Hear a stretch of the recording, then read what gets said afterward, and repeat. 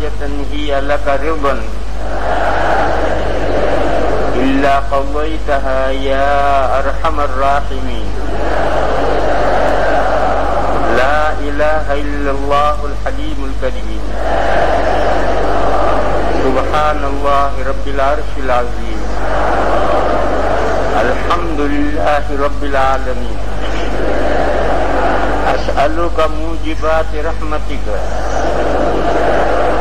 وعزائم مغفرتك والغنيمة من كل بر والسلامة من كل إثم. لا تدع لي ذنبا إلا غفرته ولا هما إلا فرجته ولا حاجة من حوائج ولا حاجة هي لك رضا إلا قضيتها يا أرحم الراحمين. باب ما جاء في صلاة الحاجة.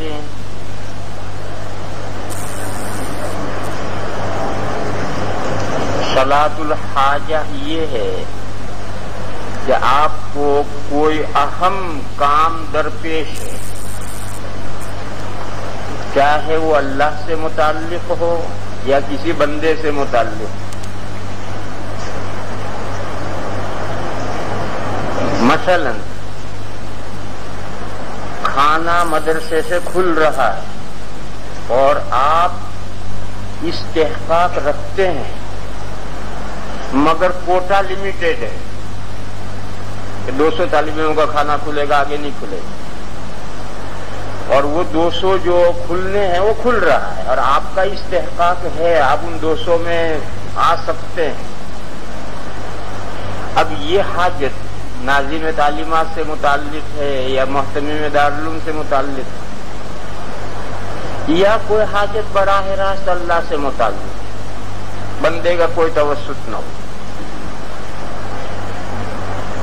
تو طریقہ یہ ہے کہ پہلے آپ شاندار وضو کیجیے، پھر 2 نفلیں پڑھیے، ان میں کوئی صورتیں متعین نہیں، 2 سے زیادہ پڑھنا چاہیں ضرور پڑھیں، یہ کم سے کم 2 نفلیں. پھر جب آپ سلام پھیریں تو سلام پھیرنے کے بعد اللہ کی خوب تعریف کریں. اگر آپ عربی میں تعریف کرنے پر قادر ہیں عربی میں کریں، اور اگر عربی میں کرنے پر قادر نہیں تو اپنی زبان میں کریں. بہرحال خوب پیٹ بھر کر کے اللہ کی تعریف کریں. پھر حضور اکرم صلی اللہ تعالی علیہ وسلم پر درود بھیجیں، ایک مرتبہ نہیں، خوب جی بھر کر کے خوب درود شریف پڑھیں. پھر یہ دعا جو میں نے آپ کو یاد کرائی یہ دعا پڑھیں. یہ دعا پڑھنے کے بعد میں پھر آپ کا جو خصوصی مقصد ہے اس کے لیے دعا کریں کہ اللہ میں ناظم صاحب کے پاس یا محتمم صاحب کے پاس کھانے کی درخواست لے کر جاتا ہوں، آپ میری حاجت پوری کریں. اللہ پوری کرنے والے ہیں، کوئی بندہ پوری کرنے والا نہیں. تو اللہ سے دعا کریں کہ میں اس مقصد کو لے کر ناظم صاحب کے پاس یا محتمم صاحب کے پاس درخواست لے کر جا رہا ہوں، یا اللہ آپ میری حاجت پوری کریں. اور اگر کسی بندے سے مسئلہ متعلق ہی نہیں ہے، اللہ ہی سے متعلق ہے، تو اللہ سے دعا کریں کہ پروردگار عالم یہ پریشانی میرے سامنے کھڑی ہو گئی ہے، میں پریشان ہوں، میری حاجت آپ پوری کریں. یہ دعا اتنا عمل کر کے پھر آپ درخواست لے کر ناظم صاحب کے پاس جائیں. یہ صلاۃ الحاجہ ہے. امام ترمذی علیہ الرحمہ نے جو روایت پیش کی ہے وہ ضعیف جدا ہے. اس میں ایک راوی ہے فائد، یہ نہایت ضعیف راوی، لیکن اس حدیث کے لیے صحیح شاہد موجود ہے. حضرت ابو الدرداء رضی اللہ تعالی عنہ کی روایت مسند احمد میں ہے، اور حضرت عثمان بن حنیف رضی اللہ تعالی عنہ کی روایت ترمذی جلد ثانی میں صفحہ 197 پر ہے. اس لیے اس حدیث کے ضعیف ہونے سے مسئلے پر اثر نہیں پڑتا، اس کے لیے شاہد صحیح ہیں. وبه قال حدثنا علي بن عيسى بن يزيد البغدادي قال حدثنا عبد الله بن بكر السهمي اس کے بعد تحویل ہے اور ہا لکھی نہیں گئی ہے۔ عبداللہ ابن منیر جو ہیں یہ حضرت امام ترمذی علیہ الرحمہ کے استاد ہیں۔ ہا قال وحدثنا عبداللہ ابن منیر عن عبداللہ ابن بکر، یہ وہی عبداللہ ابن بکر پھر آ گئے، اور نیچے جو شیخ المؤلف لکھا ہے اس کے نقطے بناتے بناتے غلط جگہ پر لے گیا ہے، اسے صحیح سمجھو۔ عبداللہ ابن بکر سہمی یہ امام ترمذی کے استاد نہیں ہے، عبداللہ ابن منیر یہ استاد ہے۔ تو دو استاد آئے، ایک امام ترمذی کی، ایک علی ابن عیسیٰ اور ایک عبداللہ ابن منیر، اور دونوں کے استاد ہیں عبداللہ ابن بکر سہیمی، پھر ان کے استاد ہیں فائد۔ وبه قال حدثنا علي بن عيسى بن يزيد البغدادي قال حدثنا عبد الله بن بكر السهمي قال وحدثنا عبد الله بن منير عن عبد الله بن بكر عن فائد بن عبد الرحمن عن عبد الله بن ابي اوفى قال قال رسول الله صلى الله عليه وسلم من كان له الى الله حاجة، یعنی براہ راست اللہ سے حاجت ہے، کوئی بندے سے تعلق نہیں، او الى احد من بنی آدم، اس کی مثال میں نے دے کے سمجھایا، فلیتوضأ ولیحسن الوضوء ثم لیصلی رکعتین ثم لیثنی علی اللہ الاثناء بافعال ثم لیثنی علی اللہ ولیصلی علی النبی صلی اللہ علیہ وسلم۔ اس کے لیے الفاظ متعین کر کے نہیں بتائے، ہر آدمی کو عربی میں اللہ کی تعریفیں درود شریف کے سے یاد ہوتے ہیں، نہ یاد ہو اپنی زبان میں پڑھو، اللہ کی تعریف درود شریف بھیجو۔ ثم لیقل، پھر اس کے بعد یہ ذکر کرنا، لا الہ الا اللہ الحلیم الکریم، سبحان اللہ رب العرش العظیم، الحمد للہ رب العالمین، اسألک موجبات رحمتک، موجب اسم فاعل واجب کرنے والا، آپ کی رحمت کو واجب کرنے والی چیزیں مانگتا ہوں میں آپ سے، مانگتا ہوں میں آپ سے ایسی چیزیں جو آپ کی رحمت کو واجب کریں۔ اسألک موجبات رحمتک وعزائم مغفرتک، اور آپ کی پکی بخشش واجب کرنے والی چیزوں کی میں کا سوال کرتا ہوں۔ مغفرت عظیمت، اصل ترکیب ہے مغفرت عظیمت، مانے پکی مغفرت، اس کو مقدم کر کے عزائم مغفرت ہے، اور اس کا عطف ہے موجبات پر، اسألو کے تحت میں ہے، اسألو کا موجبات رحمتک وعزائم مغفرتک والغنیمت من کل بر، اور ہر نیکی یعنی نیک کام سے میں غنیمت مانگتا ہوں، غنیمت مانگتا ہوں یعنی بہت بڑی مقدار دے دیجیے، اور بہت بڑی مقدار کی مفت دیجیے، مفت دیجیے۔ غنیمت میں یہ دو مفہوم ہیں، بہت بڑی مقدار اور مفت، یہ دو مفہوم غنیمت لفظ غنیمت میں۔ والغنیمت من کل بر وسلامت من کل اثم لا تدع لی ذنبا الا غفرتہ ولا ہما، ہم کے معنی ٹینشن، ہم کے معنی ہے ٹینشن، فکر، پریشانی، ولا ہما الا فرجتہ ولا حاجتا ہی لک رضا، اور نہ کوئی ایسی حاجت جو حاجت کا پورا ہونا آپ کو پسند ہو، میری وہ حاجت جس کا پورا ہونا آپ کو پسند ہو تو اسے ضرور پورا کریں۔ ولا حاجتا ہی لک رضا الا قضیتها یا ارحم الراحمین۔ قال ابو عیسیٰ هذا حدیث غریب، دیکھو اس میں یہ لفظ رہ گیا کہ یہ فلیقل، یہ کہنے کے بعد پھر آگے مستقل اپنے حاجت کی دعا کرنی چاہیے، یہ مفہوم یہاں نہیں، یہ مفہوم اس روایت میں ہے جو جلد ثانی میں۔ قال ابو عیسیٰ هذا حدیث غریب وفی اسناده مقال فائد بن عبد الرحمن یضاف فی الحدیث وفائد هو ابو الورقاء باب ما جاء فی صلاة الاستخارۃ۔ کوئی اہم کام کرنا ہو تو زمانے جاہلیت میں یہ طریقہ تھا، اور اب بھی جاہلوں میں یہ طریقہ ہے کہ فال نکالتے، کہ کام کرنا چاہیے یا نہیں کرنا چاہیے، اس کا فال نکالتے ہیں۔ یہ جو فال نکالنا ہے یہ زمانے جاہلیت کا طریقہ تھا، اور اب بھی جاہل مسلمانوں میں ہے۔ مولوی فال نکالے تو وہ بھی جاہل مسلمان ہے، بعض مولوی بھی نکالتے ہیں، وہ مولوی نہیں ہے، وہ جاہل مسلمان ہے۔ آج بھی جاہل مسلمانوں میں یہ فال نکالنے کا طریقہ ہے، اور زمانے جاہلیت سے چلا آ رہا ہے۔ زمانے جاہلیت میں جو فال نکالنے کا طریقہ تھا اس کا تذکرہ قرآن کریم نے کیا ہے، اور وہ چند چیزیں جو حرام کی گئی ہیں ان میں الاستقسام بالازلام کو حرام کیا ہے۔ یہ جو الاستقسام بالازلام ہے یہ زمانے جاہلیت کے فال نکالنے کا طریقہ ہے۔ استقسام یہ باب استفعال ہے، سین کا طلب کے لیے، مادہ ہے سقم، جس کے معنی مادہ قسم، مادہ ہے قسم، قسم کے معنی حصہ، استقسام کے معنی حصہ طلب کرنا، اور ازلام ظلم کی جمع ہے، اور ظلم کے معنی ہے فال کے تیر، فال کے تیروں کے ذریعے سے حصہ طلب کرنا۔ یہ بیت اللہ کے مجاور کے پاس ایک ٹھیلا تھا، اس میں چند تیر تھے، کسی پر لکھا تھا امرنی ربی، کسی پر لکھا تھا نہانی ربی، اور کوئی تیر پر کچھ نہیں لکھا تھا۔ جب کسی آدمی کو کوئی اہم کام کرنا ہو، جیسے کہ کوئی مکان خریدنا ہے، کوئی سفر کرنا ہے، تو اس کعبہ کے مجاور کے پاس جاتے تھے اور یہ کہتے تھے کہ بھئی مجھے سفر کرنا ہے، ذرا فال نکال دو، مجھے ایک مکان خریدنا ہے، خریدوں یا نہ خریدوں، ذرا فال نکال دو۔ وہ کعبہ شریف کے اندر سے ٹھیلا لاتا تھا اور اس ٹھیلے کو ہلاتا تھا، اور اس سے کہتا تھا کہ آنکھ بند کر کے اندر ہاتھ ڈال کر کوئی ایک تیر نکالو۔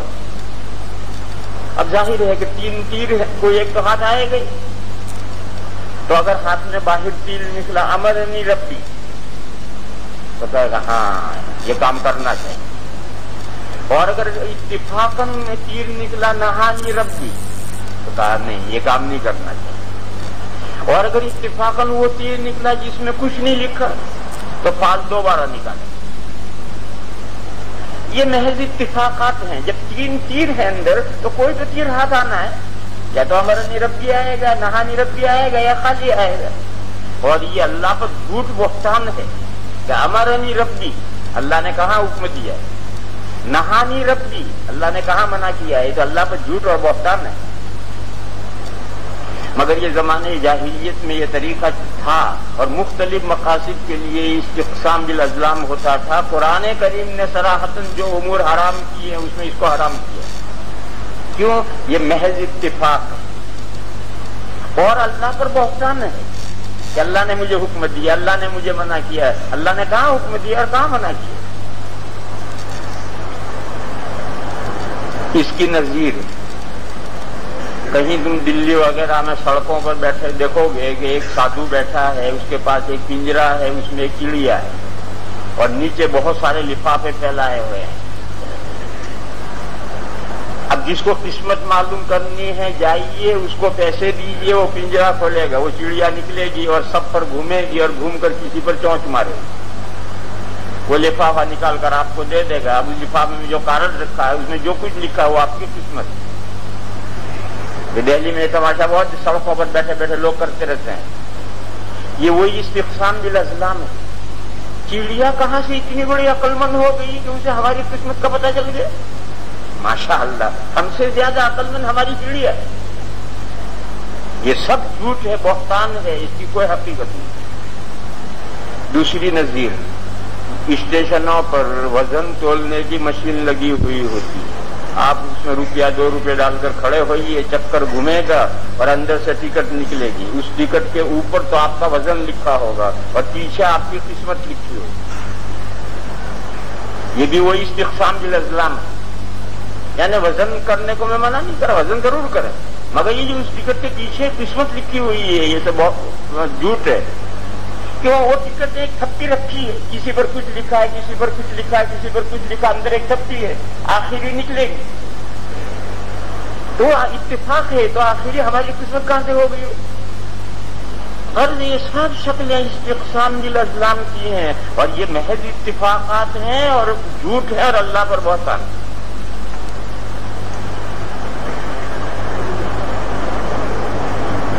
اسی طریقے سے بعض لوگ قرآن کریم میں سے فال نکالتے ہیں، بعض لوگ مثنوی شریف میں سے فال نکالتے ہیں، بعض لوگ دیوان حافظ میں سے فال نکالتے ہیں۔ یہ سب ناجائز ہے، کیونکہ جو کھلے گا وہ اتفاق ہے۔ قرآن کریم میں جہاں کھلا وہ اتفاق ہے۔ دیوان حافظ میں آپ نے کچھ پڑھا اور فلاں بزرگوں کی روح کو ایصال ثواب کیا، دیوان حافظ کھولا، پہلا شعر جو نکلا ہے تو محض اتفاق ہے۔ اور محض اتفاق کے علاوہ دلیل سنو، فال جائز ہے، نہ صرف جائز ہے بلکہ حضور کو پسند تھا، کانا یحب الفال۔ لیکن یہ جو فال ہے یہ تو دو طرفہ، یوں بھی اور یوں بھی، یہ فال نہیں، یہ فال ناجائز۔ جو فال جائز ہے اور جو فال حضور کو پسند تھا وہ ایک طرفہ ہے، یعنی کسی چیز سے آپ خوش فالی لیں، نیک فال لیں، بس بد فالی نہیں، بد فالی نہیں، نیک فال لیں، صرف نیک فال لیں تو یہ حضور کو پسند تھا اور یہ جائز ہے۔ لیکن آپ اس میں سے دونوں پہلو ہوں، نیک فال بھی لیں اور بد فال بھی لیں، یہ جائز نہیں۔ اور دیوان حافظ میں سے جو فال نکالیں گے، مثنوی میں سے جو فال نکالیں گے، قرآن شریف میں سے جو فال نکالیں گے، وہ دونوں فال نکلیں گے، نیک فال بھی نکلے گا اور بد فالی بھی نکلے گی، یہ جائز نہیں۔ صرف نیک فالی یہ جائز نہیں۔ آپ جا رہے ہیں، کوئی راستے میں ملا، السلام علیکم، وعلیکم، کیف حالک، الحمدللہ بخیر، مسموک، راشد، ہادی، آپ نے نیک پال لیا کہ یہ راشد ہادی ہے، بہت اچھا لگ جائے، انشاءاللہ میرا کام ہو۔ یہ ہے صرف نیک پال، یہ اللہ حضور کو پسند تھا اور یہ جائز ہے۔ لیکن اگر اس نے کہا کہ مسموک، اس نے کہا ظالم، صارف، اب آپ کہیں اوہ ظالم مل گیا، صارف مل گیا، میرا کام نہیں ہوگا، یہ بد پالی، یہ جائز نہیں۔ خیر آگے چلیے، شریعت کا ایک طریقہ یہ ہے کہ شریعت جب کسی ایسی چیز سے جو جس سے انسان بچ ہی نہ سکے، یا جو انسان کی فطری چیز ہے، ایسی چیزوں سے جب شریعت روکے گی تو اس کا مناسب حل بھی پیش کرے۔ آپ پانی کو ادھر نہیں بہنے دینا چاہتے، روک دینا چاہتے ہیں، بھی پانی کے نکلنے کا کوئی راستہ بھی بناؤ۔ لہذا جب شریعت ایسے امر سے روکے گی، دو امر، ایسے انسان کی گھٹی میں پڑ گیا معاملہ، جیسے کہ زمانے جاہلیت سے انسانوں کی گھٹی میں یہ بات پڑ گئی ہے پھال لینے کی، نیک پھال بد پھالی لینے کی، اور آج بھی مسلمان جاہل مسلمانوں میں یہ چیز چل رہی ہے، یہ انسانوں کی گھٹی میں پڑی ہوئی ہے۔ جب ایسی چیز سے شریعت روکے گی، استقسام بالازلام سے روکے گی، تو پھر اس کے عوض میں کوئی مناسب صورت کی بھی تعلیم دی، یا ایسا کام جو انسان کی فطرت میں، اور فطرت بدلا نہیں کرتی، اس سے روکے گی۔ مثلا زمانے جاہلیت میں زنا کا عام رواج تھا، عورت مرد کا عورت سے ملنا ایک فطری چیز ہے۔ جب شریعت نے زنا کو روکا، نکاح کے جواز کی شکلوں کی ترغیب دی کہ دیکھو یہ جائز شکلیں نکاح کرنے کی، اس کو اختیار کرو، اور مثالیں ڈھونڈ لیجیے، بہت مثالیں ملیں گے، قاعدہ کلیہ پکڑو کہ ایسے امر جو انسانوں کی گھٹی میں پڑے ہوئے ہیں یا انسانوں کی فطرت میں داخل ہیں اور وہ شرعاً ناجائز ہیں، اور شریعت جب ان سے روکے گی تو ساتھ میں مناسب حل بھی پیش کرے۔ یہ جو استقسام بالازلام سے روکا گیا ہے، اس کا حل یہ صلاۃ الاستخارہ ہے کہ آپ کوئی اہم کام کرنا چاہتے ہیں تو فال نہ نکالیے، استخارہ کیجیے۔ شریعت نے اس کی تعلیم دی اور ترغیب دی کہ استخارہ کرو۔ کیوں؟ یہ محض اتفاق نہیں، استخارہ، یہ باب استفاد، مادہ خیر، اللہ سے خیر مانگنا۔ جب بندہ اللہ سے خیر مانگے گا تو اللہ تو اس کی رہنمائی کریں گے، جو اس کے لیے خیر ہوگا وہ رہنمائی کریں گے، تو یہ محض اتفاق نہیں۔ اس لیے شریعت نے اس کے عوض میں یہ صلاۃ الاستخارہ تعلیم کیا. مگر آج بھی مسلمانوں کی بہت بڑی تعداد صلاۃ الاستخارہ سے کام نہیں لے گی. وہی فال نکالے گی، اس سے فال نکالے گی، اس سے فال نکالے گی، حالانکہ ان فالوں کا یہ عوض ہے صلاۃ الاستخارہ. اور حضور اکرم صلی اللہ تعالی علیہ وسلم اتنے اہتمام سے استخارے کی دعا سکھلایا کرتے تھے جتنے اہتمام سے قرآن کریم صحابہ کو سکھلایا جاتا تھا. اتنے اہتمام سے استخارے کی دعا حضور سکھاتے تھے تاکہ لوگ اس غلط چیز سے ہٹ کر صحیح راستے پر پڑ جائیں. آج بھی ایسا ہوتا ہے کہ بہت سے پڑھے لکھے لوگ استخارہ کرنا چاہتے ہیں مگر دعا یاد نہیں، کون سی کتاب میں دعا ہے یہ بھی معلوم نہیں. وہ پوچھنے آتے ہیں مجھے استخارہ کرنا ہے، کیا دعا ہے، اس کی کہاں ہے.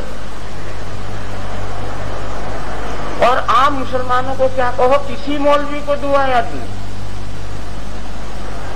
اور بہت کم مولویوں کو معلوم ہے کہ استخارے کی دعا کون سی کتاب میں کہاں ہے. حالانکہ استخارے کی دعا تو ان دعاؤں میں سے ہے جو ہر عالم کو بلکہ ہر مسلمان کو یہ دعا تو یاد ہونی چاہیے تاکہ جب اس کا جی چاہے فٹ سے استخارہ کرے.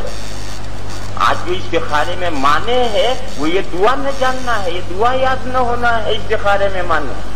اس لیے اب اگلا نمبر استخارے کی دعا یاد کرنے کا ہے. اس کے بعد یہ سمجھو کہ اس باب میں نہایت اعلیٰ درجے کی صحیح روایت ہے، اور امام ترمذی علیہ الرحمہ نے جو روایت پیش کی ہے یہ بخاری شریف میں روایت ہے. وبه قال حدثنا قتيبة قال حدثنا عبد الرحمن بن أبي الموالي عن محمد بن المنكدر عن جابر بن عبد الله. حضرت جابر فرماتے ہیں کہ نبی اکرم صلی اللہ تعالی علیہ وسلم ہمیں استخارہ سکھلایا کرتے تھے سارے ہی کاموں میں یعنی سارے ہی کاموں کے لیے. میں کا مطلب ہے لیے. اور ہمیں استخارہ سکھلایا کرتے تھے یعنی دعائے استخارہ سکھلایا کرتے. ہمیں استخارہ سکھلایا کرتے تھے یعنی دعائے استخارہ سکھلایا کرتے تھے، اور وہ استخارہ ہمیں کرنا ہے سارے ہی کاموں میں. سنو، واجب اور مندوب کے کرنے میں کوئی استخارہ نہیں. جو کام شرعاً واجب ہے یا شرعاً اس کا کرنا مستحب ہے اس کے کرنے کے لیے کوئی استخارہ نہیں. حرام اور مکروہ کے چھوڑنے کے لیے کوئی استخارہ نہیں. دیکھو حدیث میں اگر یہ ہے کہ سارے ہی کاموں میں، لیکن اس میں تخصیص ہو رہی ہے. اور جب عام مخصوص منہ البعض ہو جائے گا تو پھر ضمنی دلیل سے جو استثناء ہوتا رہے گا. غرض یہ بات طے ہے کہ واجب اور مستحب کے کرنے کے لیے کسی استخارے کی ضرورت نہیں، اور حرام اور مکروہ تحریمی سے بچنے کے لیے کسی استخارے کی ضرورت نہیں. استخارہ فقط دو امروں کے لیے. ایسا مباح کام جس میں تردد ہو کہ کروں یا نہ کروں. اور اگر ایک مباح کام ہے آپ کو کوئی تردد نہیں ہے تو ابھی استخارے کی ضرورت نہیں. لیکن ایک ایسا مباح کام ہے جس میں آپ کو تردد ہے کہ کروں یا نہ کروں، تو وہاں استخارہ کرنا ہے، اللہ تعالیٰ سے خیر مانگنی ہے کہ میں کروں یا نہ کروں. دوسرا واجب غیر متعین. یہ کام واجب ہے لیکن وہ اس کا ٹائم متعین نہیں. مثلا ایک آدمی کے روزے قضا ہو گئے، اسے روزے کا قضا تو رکھنی ہے، وہ تو واجب ہے، لیکن آئندہ کل اتوار کو روزہ رکھو یا نہ رکھو اس میں آدمی استخارہ کر سکتا ہے، کیونکہ واجب غیر متعین ہے، اس کا کوئی دن متعین نہیں ہے. یا دوسری مثال لو، ایک آدمی کو شادی کرنی ہے، شادی کرنا تو سنت ہے، مگر فلاں عورت سے میں شادی کروں یا نہ کروں اس کے لیے استخارہ کر سکتا ہے، کیونکہ کسی معین عورت سے شادی کرنا یہ سنت نہیں ہے، مطلق شادی کرنا سنت ہے. اب کسی معین لڑکی سے اگر معاملہ ہے تو اس کے لیے استخارہ کر سکتا ہے. غرض استخارہ ایسے ہی دو کاموں کے لیے ہے، مباح کام جس میں تردد ہو، اور واجب غیر متعین جس کو کسی معین وقت میں کرنا چاہتا ہے۔ مثلا حج انسان پر واجب علی الفور نہیں، علی التراخی، جو مفتیٰ بھی قول ہے وہ یہی ہے کہ حج آدمی پر واجب علی التراخی ہے۔ پیسے آ گئے، لونڈے کی شادی بھی کرنی، اس سال لڑکے کی شادی کروں یا حج میں جاؤں، یہ واجب غیر متعین کو اس سال متعین کرنے کے لیے ہاں ایسے استخارہ کریں۔ معلوم ہے کہ فی الامور کلھا میں تخصیص ہے۔ يعلمنا الاستخارة في الامور كلها كما يعلمنا السورة من القرآن۔ یہاں سے معلوم ہوا کہ وہ جو يعلمنا الاستخارة ہے وہاں سے دعائے استخارہ مراد، جس طرح سے قرآن کریم حضور صحابہ کو اہتمام کے ساتھ یاد کرواتے تھے، استخارے کی دعا بھی یاد کرواتے تھے۔ ارشاد فرماتے تھے کہ جب تم میں سے کوئی شخص کسی کام کے کرنے کا ارادہ کرے، ہم مانے ارادہ کرے، یہ کام وہی ہے، ایک مباح کام ہے وہ کرنا ہے، یا واجب غیر متعین ہے اسے کسی معین وقت میں کرنا ہے، تو پہلے 2 رکعتیں پڑھو، فرض نہیں، واجب نہیں، فرض اور واجب کے علاوہ ہونی چاہیے۔ سنت مؤکدہ کو اگر ہم استخارے کی نیت سے پڑھ سکتے، ایک آدمی کو استخارہ کرنا، اس نے مغرب کی نماز پڑھی، اس کے بعد یہ 2 سنت ہیں، اس نے اصل تو سنت اس کے ساتھ استخارے کی نماز کی بھی نیت کر سکتا ہے۔ من غیر الفریضہ، اس میں واجب اور فرض نکل گئے کہ ان میں استخارے کی نیت نہیں ہو سکتی۔ پھر وہ 2 رکعتیں پڑھ کر سلام پھیرنے کے بعد میں یہ دعا پڑھنی